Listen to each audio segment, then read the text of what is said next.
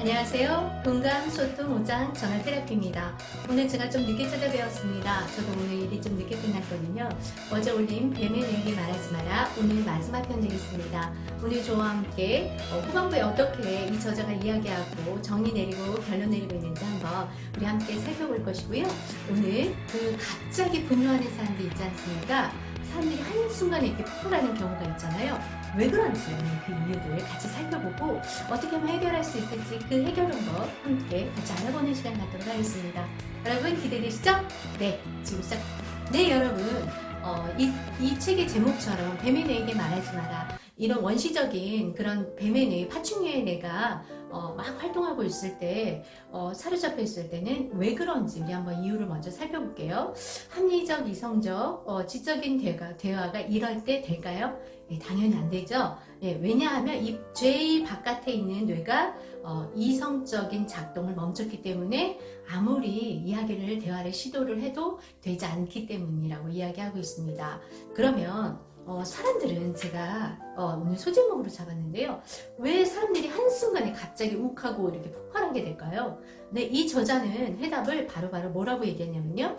무기력한 분노에 의해 촉발된다고 이야기하고 있었습니다. 심리학자와 정신과 의사들은 이런 폭력적인 사람들은 대상 항상성이 부족하다고 분석하고 있다고 이야기하고 있었습니다. 그러면 대상 항상성이란 무엇일까요?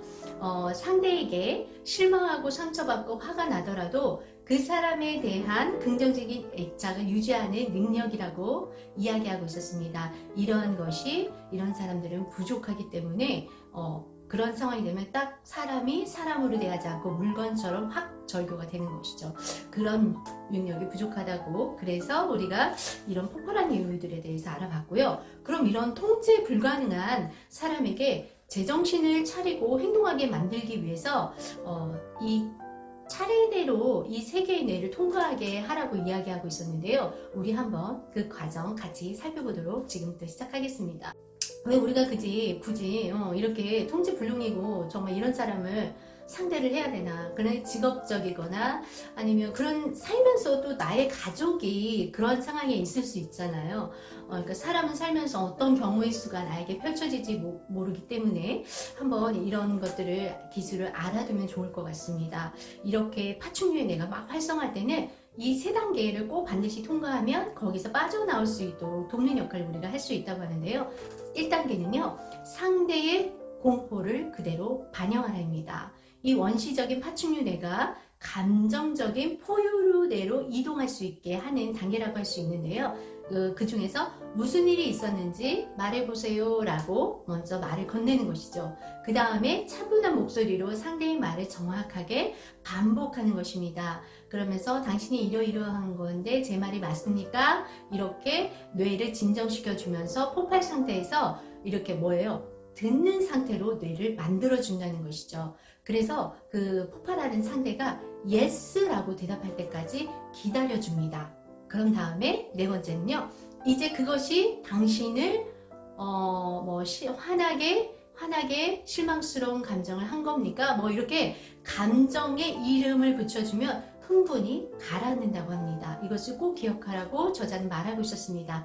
다시 한번 강조할게요. 감정에 이름을 꼭 붙여줘서 뇌를 진정시켜 주라고 이야기하고 있었습니다. 큰 2번 2단계는요. 이성을 되찾도록 서서히 유도하라입니다. 이 단계는 이 포유류의 뇌에서 다시 이성적인 뇌로 이동하는 단계입니다. 그래서 상대에게 말을 합니다. 지금, 이걸 강조해야 돼요.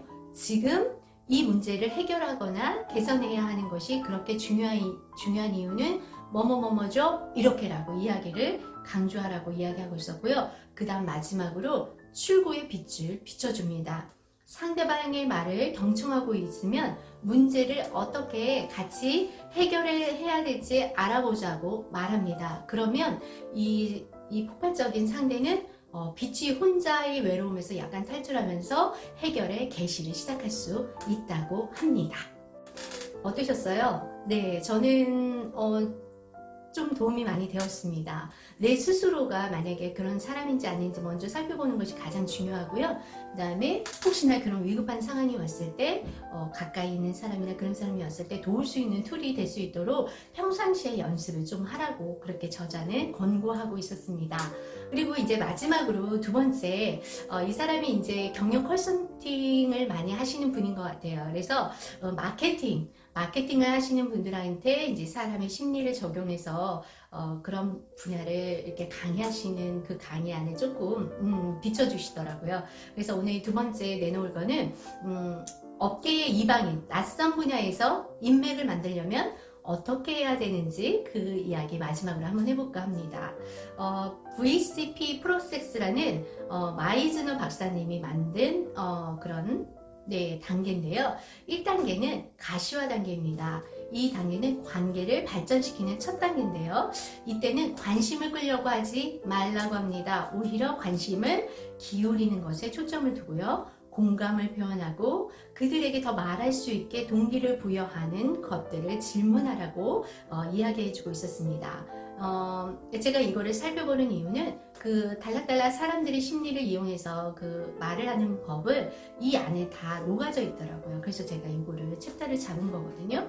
그래서 변화 중심의 질문으로 새로운 관계를 급진전시켜라, 이렇게 이야기하고 있었습니다. 이게 변화 중심은 뭐냐면요, 우리가 대화를 할 때 내가 이거 해줄 테니 너는 나에게 무엇을 줄래? 대부분 사회에서나 심지어 가족관계에서도 그런 거래 중심의 대화가 주류를 이룰 때가 많이 있습니다. 그러나 그런 것은 별로 상호작용에 별로 좋지 않고요. 변화 중심, 의미 중심의 그런 대화를 하라고 이야기하고 있었습니다. 그리고 여기서 또 강조하고 있었던 것은요, 파워 감사입니다. 파워 감사를 하는데 상대가 나한테 뭔가를 해줘서 고맙다, 고마워, 이 정도로 끝나서는 안 되는 거죠.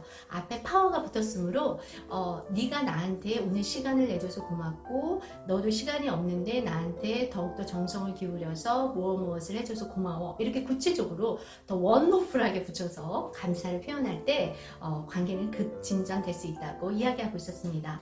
두 번째는요, 신뢰 형성 단계입니다. 서로 기대가 충족되는 단계로서 신뢰를 강화할 수 있다고 이야기했었습니다. 이때는요, 가치를 부여해줘라. 그리고 지키지 못할 약속은 절대 하지 말라고 충고하고 있었고요. 그 다음에 새 친구의 이익이 되도록 집중하라고 이야기하고 있었습니다. 그리고 세 번째는 수익 창출 단계입니다. 서로 보상해주는 단계라고 할 수 있는데요. 서로 이익이 생겨나게 관계식을 하라고 되어 있었고요. 특히 얌체를 제거하라고 강조하고 있었습니다. 제가 올린 영상에서 피해야 될 그런 유형의 5가지 유형 중에 얌체가 있었죠. 그걸 다시 한번 강조하시더라고요. 얌체를 반드시 제거하고 관계를 맺는 데는 시간이 필요하기 때문에 조급해하지 말고 진득하게 기다리라고 이야기하고 있었습니다. 저는 이 표현이 참 마음에 들었습니다. 여러분 같이 공유하고자 제가 이야기해 보겠습니다. 왕자 하나를 만나기 위해 수많은 두꺼비에게 키스를 해야만 한다. 그렇죠. 인생을 살다 보면 생각보다 괜찮은 사람이, 맨 처음엔 되게 괜찮을 것 같던 사람이 아닌 경우가 태반이죠. 생각보다 나의 왕자, 나에게 맞는 사람, 정말 괜찮은 사람은 소수인 것 같습니다. 두꺼비에게 키스할 준비가 여러분 되셨나요? 네. 저는 마음 든든히 잡고 있습니다. 네. 그래서 여러분 이렇게 총 3가지 단계를 잘 이용을 하면은 마케팅할 때, 낯선 분야에 이방인으로 내가 존재할 때 어떻게 다가가고 마케팅 할 수 있는지에 대해서 프로세스를 알려주고 있었습니다. 여러분 어떠셨어요? 오늘 여러분에게 이 책을 통해서 조금 화가 났을 때, 통제가 불가능할 때, 그리고 마케팅하는데 여러가지 사람의 심리를 알 수 있는 좋은 팁들이 되었으면 좋겠습니다. 여러분 남은 밤 시간 평안하시고요. 내일도 더 좋은 정보 가지고 여러분과 함께 소통하는 일정 채널 되겠습니다. 여러분 안녕히 계십시오.